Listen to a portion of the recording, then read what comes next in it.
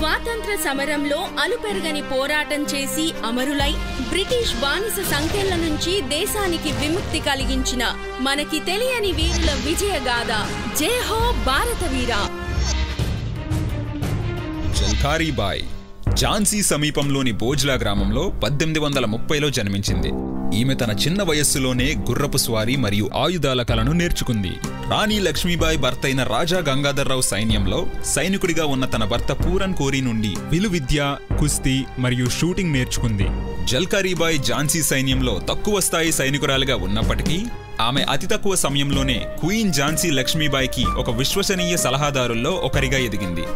జల్కారీబాయి తన సైన్యాన్ని దుర్గాదళ్ అని పిలిచేది మరియు తరచుగా రాణి తరపున ముఖ్యమైన నిర్ణయాలు తీసుకునేది.